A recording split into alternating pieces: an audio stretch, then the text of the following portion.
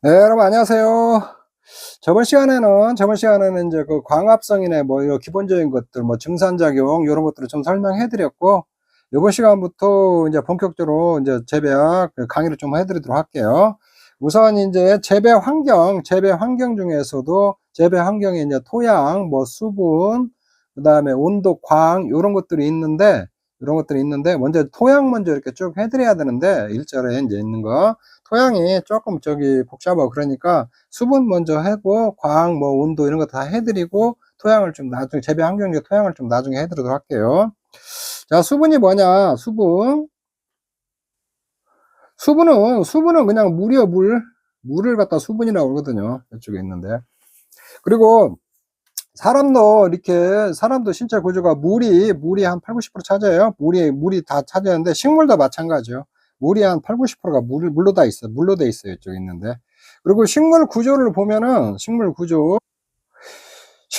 이렇게 구조가 이쪽에 있는 뿌리, 그 다음에 이런 줄기 있잖아요. 줄기, 요런 가지, 잎 이런 구조로 돼 있거든요. 뿌리, 줄기, 잎 이런 구조로 돼 있거든요. 이쪽에.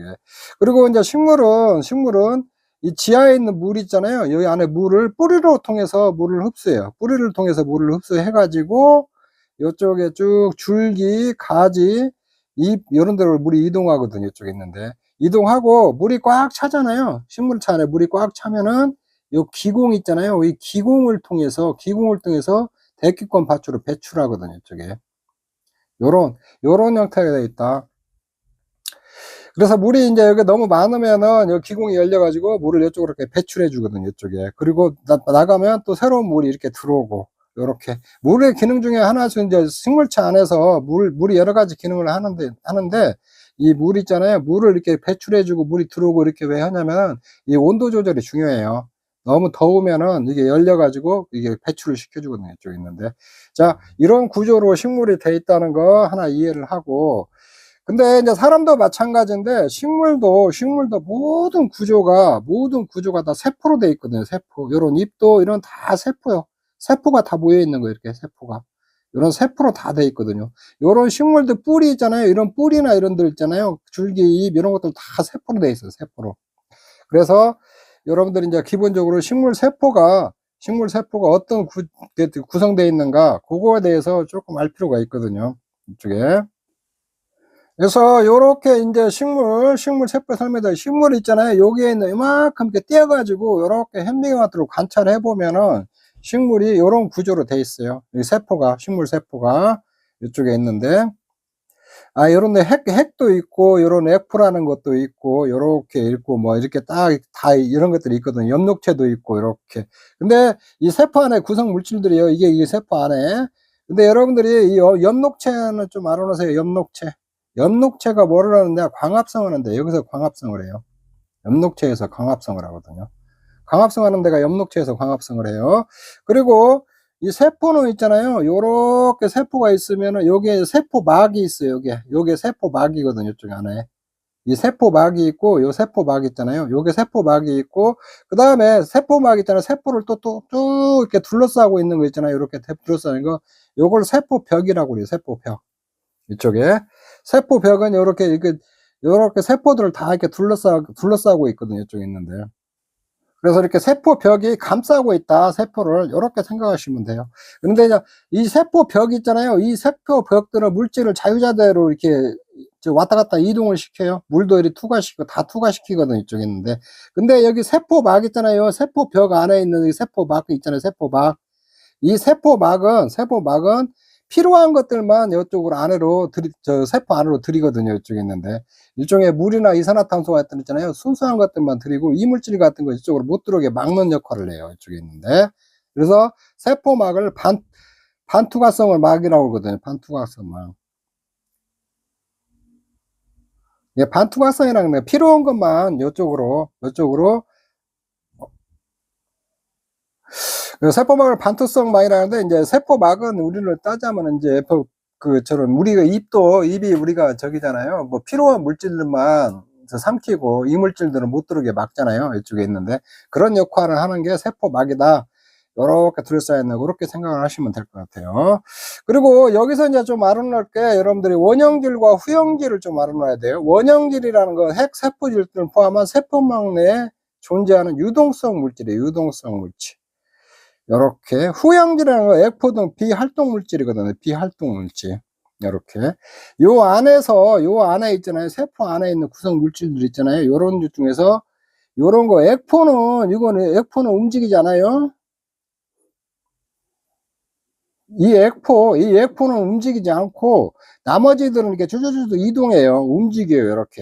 요렇게 움직이는 물질을 갖다가 원형질이라고 한다. 원형질을 한다.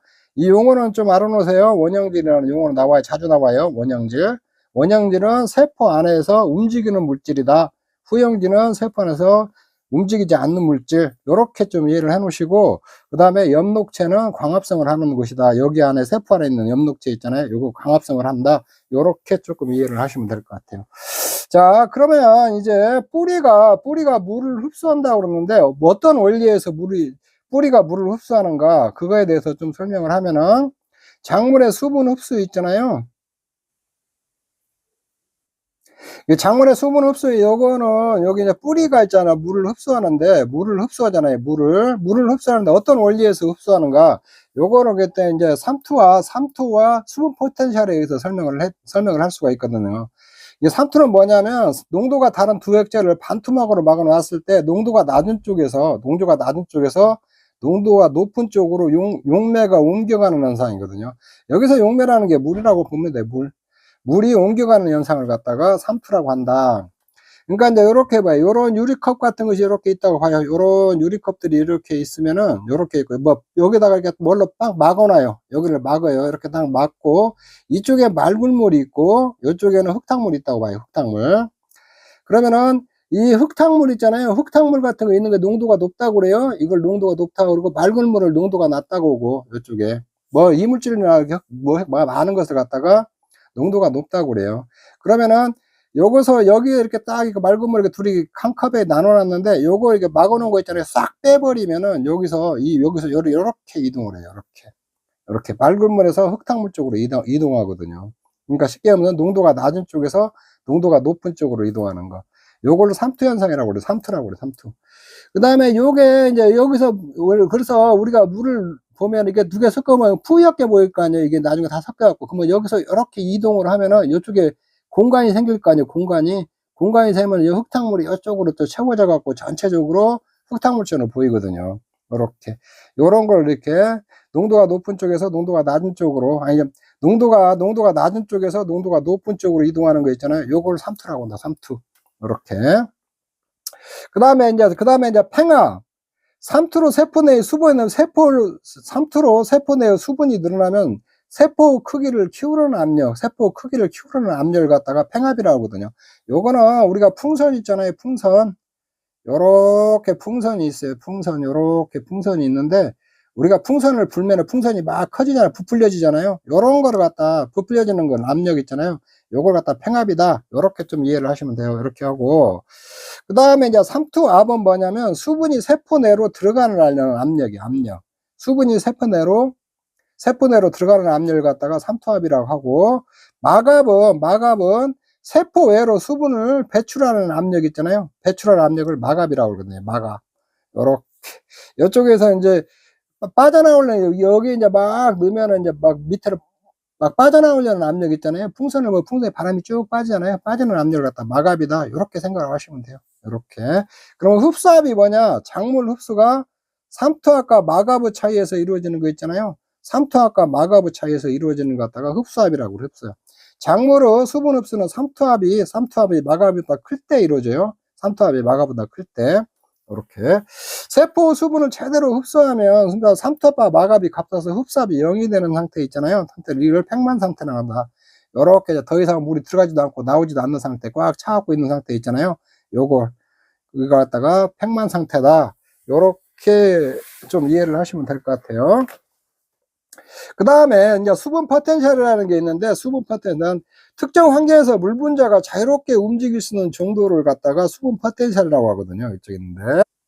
이렇게 하면 일반적인 물에는 순수한 물에 비해 분수물이나 용질물자가 녹아 있으며 이 입자들이 물 분자를 끌어당겨 물 분자 이동을 제한하게 되므로 물 분자 운동이 자유롭지 않게 된다. 즉 불순물이나 용질 입자가 많을수록 수분 콘텐츠는 낮아지게 된다. 자, 여기에 보면 이제 용매가 나오고 용질 이렇게 나오는데, 여러분 용매는 물이라고 보시면 되고, 용질이 만약에 소금물 같은 거 있잖아요. 용질을 갖다 소금을 갖다가 소금 있잖아요. 요걸 갖다 용질이다. 이렇게 생각하시면 돼요. 소금물을 생각했을 때에 그냥 일반 물은 용질이고, 그다음 용매고, 일반 물은 용매고, 그다음에 소금 있잖아요. 소금 요거는 용질이다. 요렇게 조금 생각하시면 돼요. 그래서 이 수분 포텐셜이라는 것은 뭐냐면, 물도 이렇게, 물이 H2오예요. 이렇게 H2O라고 그래요. 이렇게 수소 2개하고 산소하고 결합된 게 물이거든요, 이게 H가 수소예요, 수소. O가 산소고, 수소와 산소가 결합된 게 물인데, 이런 분자들이 이렇게 있잖아요. 자유롭게 움직이는 정도를 갖다 수분 포텐셜이라고 하거든요, 이쪽에 있는데. 그래서 요런 거 수분 포텐셜에 물이 자유롭게 움직이는데, 이물질들이 없고 맑은 물 있잖아요. 맑은 물 있잖아요. 요것들이 물 분자들이 자유롭게 움직일 거 아니에요. 이쪽에 있는데, 그 다음에 분수물이나 분수물이나 이런 것들이 있는 것들이 자유롭게 물 분자들이 못 움직이거든요. 요렇게. 그래서 물 분자들이 자유롭게, 맑은 물이 수분 포텐셜이 더 높거든요. 이쪽에 있는데. 그래서 분자들이 자유롭게 움직이니까. 그리고 이물질 같은 거 있는 것들이 분자들이 자유롭게 못 움직이니까 수분 포텐셜이 낮다. 이렇게 생각하시면 돼요. 그래서 요게 이제 우리가 생각하면, 요게 맑은 물 있잖아요. 여기에 수분 포텐셜은 더 높아요. 수분 포텐셜이. 여기가 맑은 물이. 여기가 이제 수분 포텐셜이 더 낮고. 그래서 물은 수분 포텐셜이 높은 곳에서 있잖아요. 높은 곳에서 낮은 곳으로 이렇게 이동을 하거든요. 이쪽에 있는데. 자, 그렇게 이해를 하시면 돼요. 수분 포텐셜. 그래서 삼투는 농도가 낮은 곳에서 농도가 높은 곳으로 이동을 하고, 수분 포텐셜이 높은 곳에서 낮은 곳으로 이동한다. 어떻게 보면 이렇게 삼투는 농도가 낮은 곳에서 높은 곳으로 이동하고, 수분 포텐셜이 높은 곳에서 낮은 곳으로 이동하니까 이런 거 삼투하고 수분 포텐셜 이렇게 반대다. 이렇게 좀 하시면 되거든요. 이쪽에 있는데. 그래서 이제 물은 이렇게 보면은 이게 토양에서 있잖아요. 식물체로 이동한 다음에 식물체 기공을 통해서 대기로 이렇게 이동을 하거든요. 이런 걸 이제 이렇게 이동하는 걸 설명한 것은 이제 삼투나 수분 포텐셜로 이렇게 설명을 할 수가 있거든요. 이렇게 토양에 있는 물이 가장 깨끗해요. 깨끗하고 수분 포텐셜이 높아요. 그 다음에 식물체 안에 있는 물이 있잖아요. 물이 좀 더 혼탁하죠. 이쪽에 있는데 요렇게 여러분들이 그래서 이게 수분 포텐셜이 이렇게 높은 곳에서 낮은 곳 있잖아요. 요렇게 이동한다. 그래서 물은 이런 거 토양에서 식물체에서 대기로 이렇게 이동한다. 요렇게 여러분들이 이해를 하시면 돼요. 그래서 여기 뿌리도 이 식물에 이렇게 뿌리 있잖아요. 이것도 다 세포로 돼 있어요. 이게 다 세포로 돼 있는데, 이제 토양에 있는 물을 뿌리가 삼투 현상에 의해서 이게 흡수한다고 그랬어요. 이렇게 여기다 세포가 있는데, 이 세포벽 있잖아요. 여기 세포로 있으면 이 세포벽을 통과해가지고 이렇게 열이 통과하면은 여기에 이제 물관이라는 게 있거든요. 물관. 이 줄기 안에 물관이 있는데, 물관은 뭐냐면 물이 이렇게 흐르는 관을 갖다 물관이라고 그래요. 이 물관을 통해 가지고 요렇게 뿌리 있잖아요. 이 세포를 이렇게 세포벽을 이렇게 통과를 해서 이 물관을 통해 가지고 이렇게 줄기로 가고, 줄기에서 이렇게 입으로 가고, 입의 기공을 통해서 우리 앱으로 이렇게 공기중으로 배출한다. 요렇게 여러분들이 이해를 하시면 되고, 지금 내가 이렇게 좀 설명한 부분들이 약간 조금 어려울 수 있어요. 어려울 수 있으니까 이거를 여러분들이 뭐 죽기 아니면 살기로 막 해가지고 이해를 다 해야겠다 꼭 그럴 필요 없어요. 시험에 그런 거 안 나오니까. 여러분들이 아셔야 될 거는 이제 식물을 있잖아요. 식물은 물을 어떻게 흡수하냐면, 뿌리가 토양에 있는 물을 흡수를 해가지고 요렇게 물관을 통해 가지고 요렇게 줄기로 이동하고, 입이나 요런 데로 이동한다. 요렇게만 아시면 될 것 같아요. 그리고 물의 흐름은 이 토양에서 이 식물체 있잖아요. 이 식물체 안으로 왔다가, 물은 이렇게 토양에서 식물체 안으로 들어왔다가 대기로 이렇게 빠져나간다. 요런 것만 여러분들이 조금 잘 이해를 하고 있으면 될 것 같아요. 그리고 수분 포텐사는 여기 있는 토양에 있는 물 있잖아요. 토양의 물, 여기가 식물체 안에 있는 물. 그런데 수분 포텐사는 이게 토양에 있는 물들이 좀 깨끗하거든요. 더 식물체 안에 있는 물보다. 그래서 토양에 있는 물이 수분 포텐이 더 높다. 이게 맑은 물이 수분 포텐, 물이 자유롭게 움직이니까 토양에 있는 물이 수분 포텐이 높고, 이쪽에 식물체 안에 있는 거 있잖아요. 식물체 안에 있는 것에 수분 포텐이 더 낮다. 요렇게 조금 이해를 하시고, 그래서 물은 이게 토양에서 식물체 안에 들어와서 이렇게 대기로 빠져나간다. 이 기공을 통해서 외부로 배출한다. 이걸 이렇게 여러분들이 조금 이해를 해 놓으시면 돼요. 시험에 나오면 요 정도밖에 안 나와요. 그렇죠. 있는데. 그래서 이 염록체는 광합성을 하는 곳이다. 요거 정도 이해를 해 놓으시고, 그 다음에 원양질은 이 식물체 안에서 움직이는 물질들 있잖아요. 움직이는 물질. 요게 원형질이다. 요렇게 하고, 후형질은 움직이지 않는 물질이 후형질이다. 요렇게 알아놓으시면 될 것 같아요. 그 정도 알아놓으시고, 요렇게. 그 다음에 삼투는 낮은 곳에서 농도가 높은 곳으로 이동을 하고, 수분 포텐셜은 높은 곳에서 낮은 곳으로 이동한다. 요 정도만 여러분들이 이해를 하시면 될 것 같아요. 너무 좀 이해하고 좀 복잡하고 그런 부분이니까 너무나 막 깊게 들어가지 마시고, 꼭 그 기본적인 거 알아놓고만 이렇게 알아놓으시면 될 것 같아요. 그리고 흡수압은 삼투압과 마갑의 차이에 있는데, 삼투압이 마갑보다 클 때 작물이 수분을 흡수한다. 요 정도만 이해를 해 놓으시면 돼요. 이쪽에 있는데. 그리고 뭐 여기 간단히 보면 이 잎은 뭐냐, 식물의 줄기 둘레를 규칙 둘러싸는 녹색기관인데, 식물은 뿌리, 줄기, 잎의 구조로 나누는데, 잎에서는 광합성도 하고 중산작용이나 호흡을 하는 기관이다. 호흡은 잎만 하는 게 아니라 다른 데서도 다 호흡을 해요. 그 정도 알아놓으시고, 증산작용이 있잖아요. 식물이 뿌리에서 흡수한 물이 줄기를 타고 올라가 앞에서 수증기가 되고 공기 중으로 빠져나가는 현상 있잖아요. 요걸 증산작용이라고 하거든요. 물이 빠져나가서 주로 기공을 통해서 이렇게 빠져나가요. 기공은 식물의 입은 작은 구멍인데, 식물체 내 물이 작은 구멍을 통해서 수증기 상태로 빠져나간다는 거예요. 이쪽에 물이 이렇게 기공을 통해서 빠져나가요. 기공은 식물체 입 안에 있는 작은 구멍이다. 이렇게 조금 이해를 하시면 될 것 같아요. 여기는 여러분들이 한번 읽어보면 아시고, 이런 것들이 뭐 시험에 막 나오고 그런 것들은 아니니까, 이렇게 쭉 알고 조금 어느 정도 이해하고 구조만 이렇게 알고 있으면 될 것 같아요.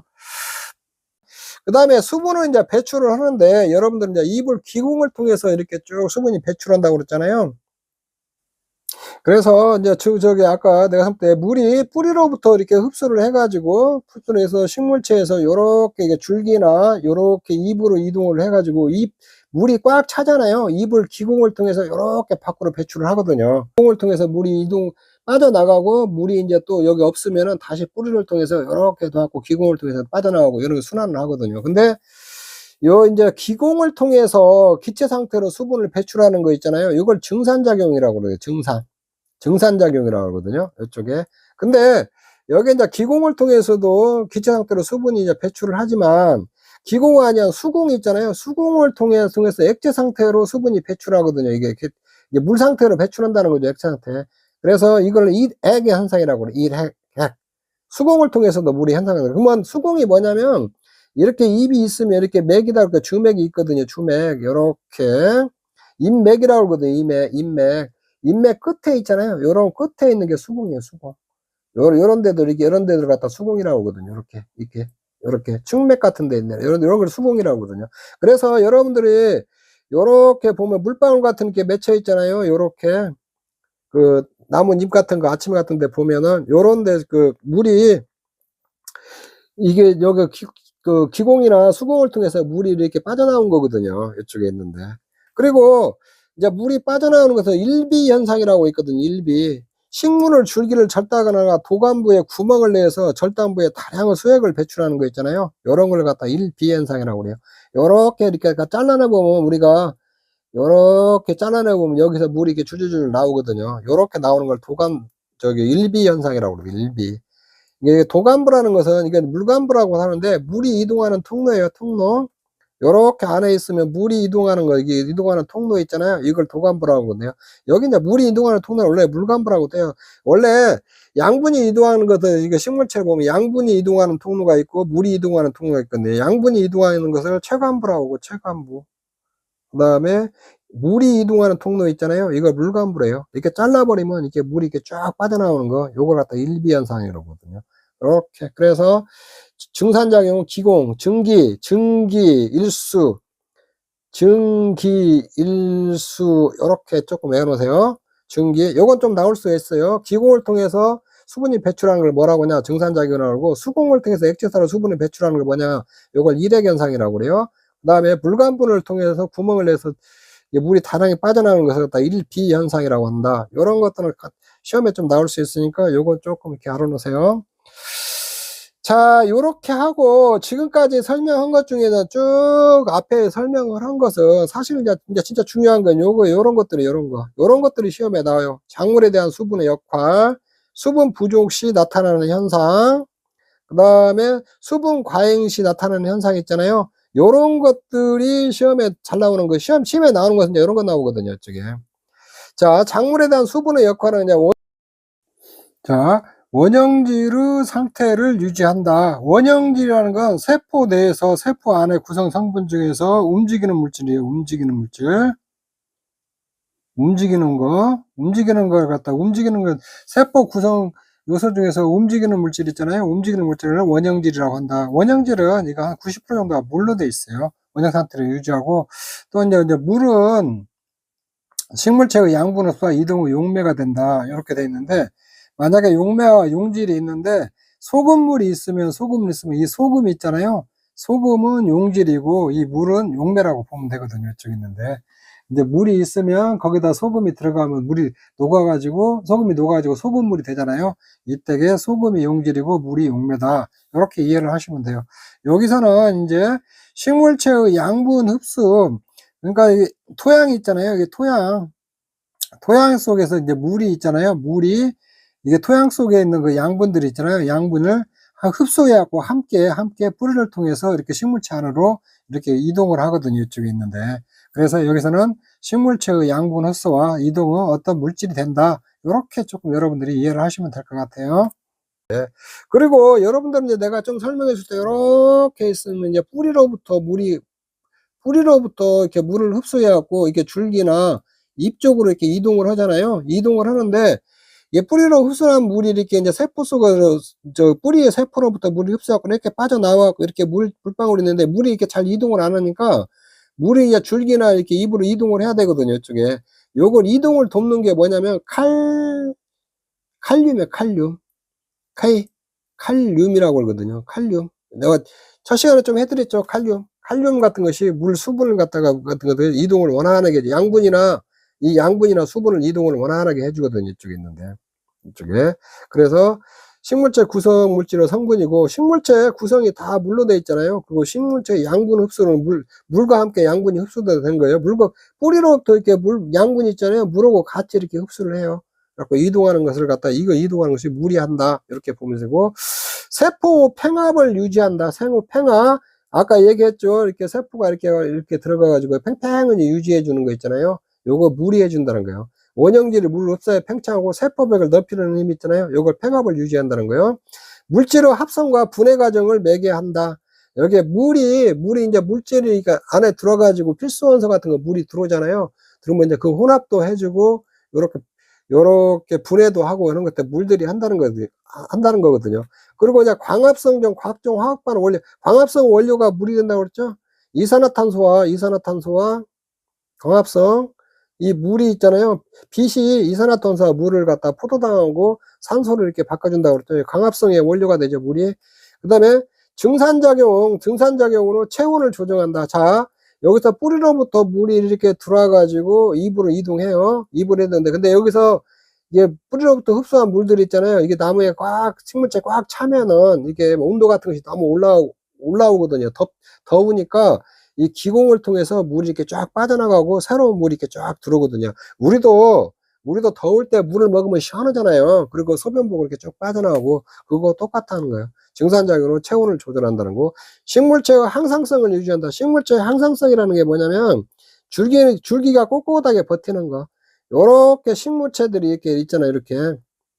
여기 식물체가 있고, 여기 잎이 이렇게 있잖아요. 여기 식물체가 있고, 이게 뿌리가 있고, 이게 줄기가 있고, 여기 줄기가 있고, 이렇게 잎이 있는데, 요런 거 식물이 이렇게 빳빳하게 서 있는 상태 있잖아요. 요걸 유지한다는 걸 항상성이라고 해요. 항상성. 현재 상태를 그렇게 계속 유지를 해준다는 거예요. 물이 없으면 이거 그냥 다 말라가지고 다 꺾어지고 비틀어지고 그러잖아요. 자, 수분의 역할, 요런 것들이 시험에 나와요. 수분의 역할이 아닌 것, 이렇게 나오겠죠.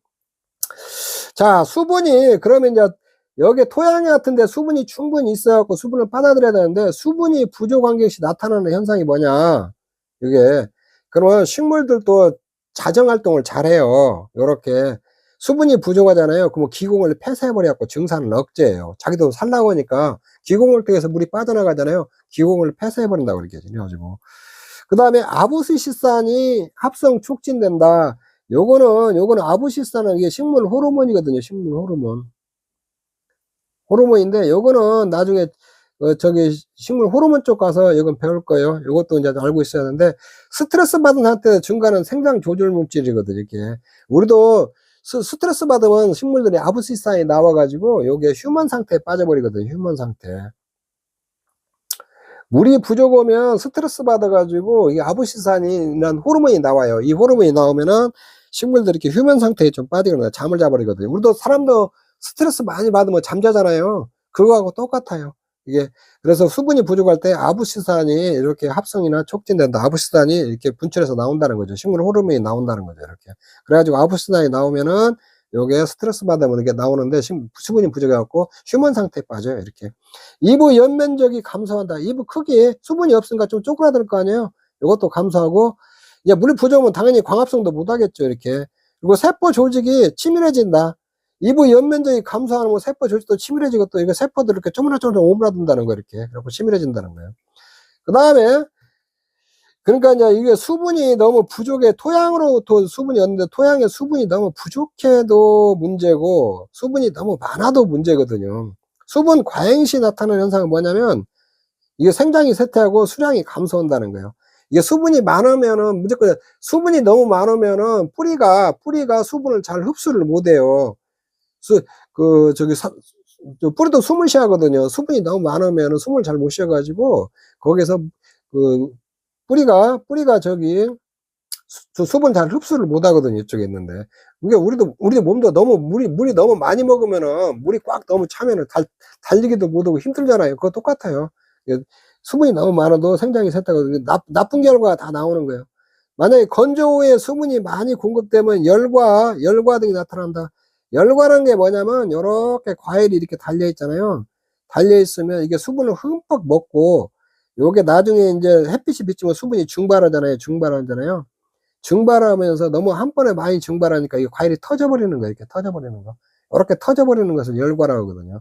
그러니까 수분 과잉에 때 열과 현상 같은 것도 나타난다는 거예요. 작물이 우짜람 현상을 본다. 우짜람이라는 게 뭐냐면 쓸데없이 많이 자라 연약하게, 우짜람이 뭐냐면 이렇게 그냥 작물이 이렇게 이게 쓸데없이 그냥 키만 멀대같이 큰 걸 갖다 우짜란다고 그래요. 사람도 보면은 쓸데없이 그냥 살은 안 찌고 키만 멀대같이 빽싹 야갖고 큰 사람들 있잖아요.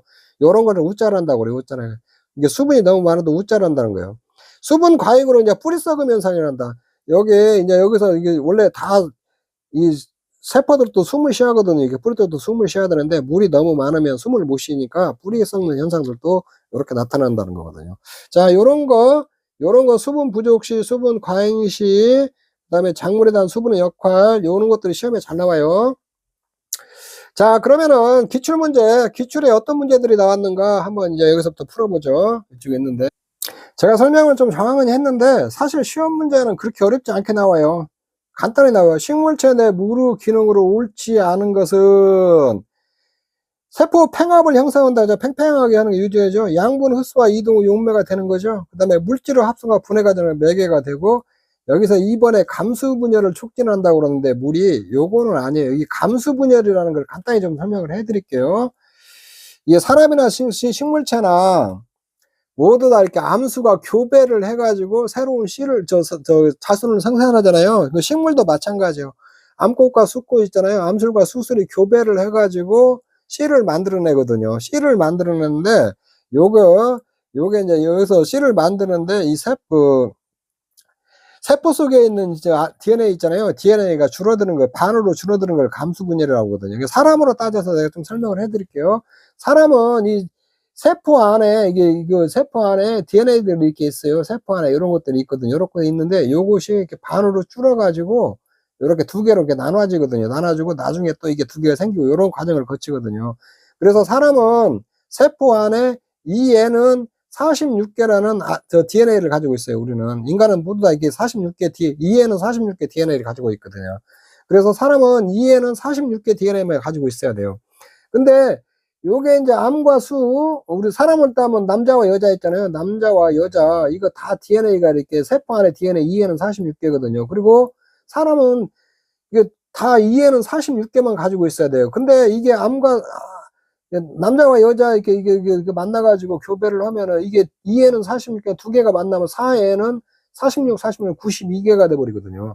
그러면은 이건 4는 92개가 되면 안 돼요, 이건 뭐 괴물이 탄생한다든가 이건 있을 수가 없거든요. 2에는 46개만 돼야 되거든요. 그래서 암수가 이렇게 있잖아요.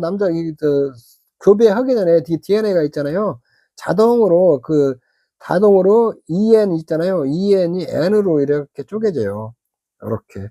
예, 요걸 감수분열이라고 하거든요. DNA가 EN이었던 것이 N으로 이렇게 나눠지거든요. EN은 46개였던 것이 N은 23개죠.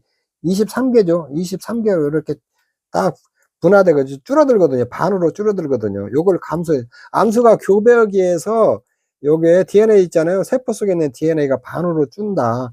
그래서 N은 23개를 이렇게 딱 줄고 세포가 이렇게 이에는 세포 속에 있는 DNA가 N은 23개를 줄고 다른 세포 남자 사람을 따지면 난자와 정자 있잖아요. 이것들이 N은 다 23개로 줄어 가지고 이게 교배하면은 2N은 46개가 이렇게 되는 거거든요. 요걸 이렇게 감수분열이라고 그래요. 식물도 마찬가지예요. 요렇게 암술과 수술이 교배하기 전에 이 EN 있잖아요. 이 N으로 이렇게 주는 거 있잖아요. 이렇게 주는 걸 갖다가 감수분열이라고 그래요. 그래서 식물들이 이렇게 있잖아요. 이게 암술과 수술이 교배하기 전에 DNA가 반으로 주는 걸 갖다 감수분열이라고 한다. 그래서 이게 식물의 물과는 전혀 관련이 없죠. 요렇게 좀 보시면 되고, 문제 2번 식물체 무르 기능. 자, 무르 기능 뭐냐? 양분은 흡수와 용매를 하죠. 세포 팽합을 유지하고 식물체 향상성 유지하고 물질의 합성 과정을 매개가 된다. 다 맞는 얘기네. 이거 4번이 다 맞는 얘기죠. 자, 시험은 이렇게 나와요. 그러니까 여러분들이 그 시험은 원리만 조금만 이해를 하면은 깊이 있게 안 나와요. 기본 원리만 하면 다 풀 수 있는 문제가 나오거든요. 어렵게 생각할 필요 없어요. 작물 생육기가 수분 부족 환경에 놓죠. 수분이 부족할 때 나타나는 거 있잖아요. 자, 기공이 폐쇄해갖고 수분이 부족하니까 밖으로 못 나가게 해야겠죠. 물을 못 빠져나가게. 그렇게 하고. 자, 아부시산이 합성 촉진다 했죠. 수분이 부족하면 스트레스 받아가지고 아부시산이 이렇게 합성 촉진돼가지고 요게 호르몬이 나온다는 거예요. 에부시산 호르몬이 나와가지고 이런 호르몬이 나오면 휴먼 상태에 빠져버린다는 거예요. 참다. 연면적이 증가해요? 아니죠. 수분이 부족하니까 연면적이 좀 감소하잖아요. 감소. 그러면은 가와 나가 답이네. 답은 2번 나왔네. 자, 문제가 요렇게 나와요. 근데 여러분들은 이제 문제에서는 이거 에부시산인 것들 조금 이런 것들이 좀 헷갈리겠죠. 자, 가뭄이 지속될 때 작물 잎에 나타나는 특징으로 옳지 않은 것은 가뭄이 지속된다는 수분 부족하다는 거예요. 수분 부족. 근데 이제 여러분들도 문제가 보면은 조금씩 바뀌죠. 이제 처음에는 이제 수분 부족 시 나타나는 현상이 있는데 이제는 이제 딱 이렇게 나오잖아요. 가뭄이 지속된다. 그러면 여러분들은 바로 수분 부족이어야 돼. 야, 연면적이 감소하는 거죠. 이렇게. 그리고 증산도 억제되고 수분이 부족이니까 기공이 폐쇄돼가지고 요렇게 증산이 억제되는 거예요. 조직이 이렇게 치밀해진다고 했죠. 세포가 이렇게 약간 조직이 치밀해지죠. 수분이 부족하니까. 자, 이거 엉뚱한 것이 하나 나왔잖아요. 강압성이 촉진돼. 말도 안 되는 소리 나왔죠. 수분이 부족하면 강압성이 어떻게 촉진돼요? 그냥 이런 거는 이게 딱 보면 수분이 부족해서 강압성이 이게 답이에요, 그냥. 여러분들 이렇게 톡 찍어버리면 돼요. 요렇게 문제들이 이런 식으로 나와요. 그냥 톡 보면 톡 찍어낼 수 있도록. 원리만 조금 개념만 이해하면은. 자, 수분 과잉 장애에 대한 설명을 옳지 않은 것은 이거 생장이 쇠퇴하고 수량도 안 좋은 현상만 나타나요. 건조 후에 수분이 많이 굽때 열과 등이 나타나죠. 과일이 갈라져 버리는 거죠. 이것도 엉뚱한 것이 하나 나와 있잖아요. 수분 과잉 장애가 나타나는데 뿌리 활력이 높아져 숨을 못 쉬니까 뿌리가 이게 제대로 뿌리 썩음 현상 같은 것이 나타난 거예요. 식물이 우짜란다고 그랬죠. 자, 답이 이런 거예요. 이렇게. 자, 지금부터 이렇게 쭉 했는데 문제가 여러분들 기출문제 보시겠지만 요런 문제들이 이렇게 나온다는 거예요. 이렇게 쭉 그렇게 내가 이제 앞에 조금 설명할 때는 많이 어려웠었는데 문제 막상 보니까 그렇게 어렵지 않죠. 그리고 이제 요런 데 수분이나 이런 데서 또 내년에도 문제 나올 한데 이제 뭐 매년 문제가 항상 나올 수 있으니까 요런 것들 조금 잘 해놔야 돼요. 자, 작물의 요수량에 대해서 좀 알아보죠. 요것도 시험에 간간히 잘 나와요. 작물의 요수량. 작물의 요수량이 뭐냐면은, 요수량은 작물이 건물 1g을 생산하는데 소비된 수분의 양이에요. 건물 1g. 건물 1g에서 우리가 뭐 빌딩 요런 거 얘기하는 게 아니라, 우리가 이렇게 식물 같은 거 있잖아요. 1g을 생산하는데 필요한 수분의 양이다. 요렇게 생각하시면 돼요. 우리가 이렇게 싹 마른 물건, 마른 것들 있잖아요. 우리가 이렇게 해가지고. 우리가 쉽게 뭐 시래기 같은 거, 시래기국 끓여 먹잖아요. 요런 거. 그런 시래기 있잖아요. 1g 만드는데 필요한 물의 양이다. 요렇게 생각하시면 돼요. 요거 시험에 한번 나왔어요. 올해도, 9회 때, 10회 때도. 자, 요수량이 작은 작물이, 요수량, 이제 수분이 많이 필요 없는 작물 있잖아요. 건조한 토양과 한밭의 저항성도 강하다. 요렇게. 요런 거 이제 옥수수 같은 거 있잖아요. 기장, 요런 것들이 요수량이 좀 적어요. 요수량은 생육단계나 광이 부족한다든가, 많은 바람, 공중 습도 저하된다가, 저온과 고온, 토양 수분이 과다하다가 과소하다가 척박한 토양 환경에서 요수량이 커진다는 거예요. 그러니까 수분이 너무 많다든가 적다든가 광이 부족하다든가 공중 습도가 저하된다든가. 공중 습도라는 것은 여러분들이 수증기가 이렇게 증발해 가지고 물방울들 있잖아요. 이렇게 많은 걸 습도라고 그래요. 공기 중에 있는 이렇게 물의 양을 갖다가 우리가 습도라고 그래요. 습도. 요렇게 이제 습도가 저하면 기공이 열려 가지고 물이 많이 빠져나가거든요. 그러니까 요런 데에서도 이런 환경 때 이제 요수량이 커진다는 거예요. 왜 그러냐면 수분 소비에 비해서 건물 축적을 낮춰 요수량이 커진다는 거예요. 이런 단계에서는. 자, 이런 것도 좀 알아놓으시고, 작물의 요수량 있잖아요. 요런 것이 시험에 좀 잘 나와요. 요게. 작물의 건물 1g을 만드는데 수분이 필요한 거 있잖아요. 흰명아주가 가장 많이 필요하고, 그 다음에 호박, 오이, 감자, 보리, 밀, 옥수수, 기장. 요 순서로 수분이 조금 필요하다. 건물 1g을 만드는데, 기장이 있잖아요. 기장이 건물 1g을 만드는데 수분이 가장 적게 필요하고, 흰명안주랑 호박 있잖아요. 요런 것들이 수분이 많이 필요하다는 거예요. 1g을 만드는데. 그래서 이렇게 보면은, 흰명아주 이렇게 되어 있어요. 호박, 오이, 감자, 덩치가 좀 큰 것들 있잖아요. 이것들이 수분이 더 많이 필요하죠. 보리, 밀, 옥수수, 기장. 요런 것이 수분이 가장 적게 필요한 거거든요. 자, 이런 건 참고로 흰명아주는 이제 이거하고 기장 있잖아요. 요런 것들에 대해서 여러분들 좀 읽어보세요. 이쪽에 있는데. 그래서 이제 흰명아주도 이렇게 원래 이렇게 요수량이 가장 많을 때 여기 호박이 가장 많이 필요해요. 이렇게 보면 호박, 오이, 그 다음에 기장이 가장 적게 필요하다. 요런 것들이 시험에 나오니까 알아놔야 돼요. 자, 건물 1g 생산에 필요한 수분량의 요수량이 가장 높은 작물, 요거 탑 금방 통 나오죠. 이렇게 호박이죠, 호박. 이 호박. 작물의 건물량 생산하는데 필요한 수분량을 말하는 요수량이 가장 낮은 작물, 요 기장이죠, 기장. 옥수수 기장. 요렇게. 그리고, 자, 10회 때도 이런 문제가 나왔어요. 작물의 요수량이 나서면 옳은 것은 작물 1kg이 아니죠. 1kg. 1g이죠. 1g 상당히 소비되는 수분의 양이죠. 내건성이 강한 작물이 약한 작물들은 요수량이 더 많다? 더 적죠. 내건성은 건조한 것에 건드리는 힘이에요. 내건성. 수분이 없어도 잘 건드는 거예요. 건드리는 강한 작물은 약한 작물보다 요수량이 덜 필요하죠. 호박은 기장에 비해 요수량이 높다. 답이 나왔죠, 뭐. 요수량이 작은 작물은 생육중 많은 양의 수분을 요구한다. 이건 아니죠. 이쪽에 있는데. 자, 시험 문제가 이렇게 나와요. 근데 이제 갈수록 조금씩 조금 더 응용을 하죠. 이렇게 보면 10회 때도 이전에보다는 답이 금방 톡 안 튀어나오게 좀 해놨죠. 이렇게. 근데 이제 기본 개념만 알면은 금방 이렇게 좀 풀 수 있는 문제거든요. 이쪽에 있는데. 자, 요런 거. 시험 문제가 요렇게 나와요, 요렇게. 자, 제가 이제 1시간 동안 주저리 막 이렇게 했는데, 여러분들이 이제 그 핵심적인 것들만 딱 알고, 이렇게 문제는 그렇게 기본적인 것만 알면 그렇게 어렵지 안 나오거든요.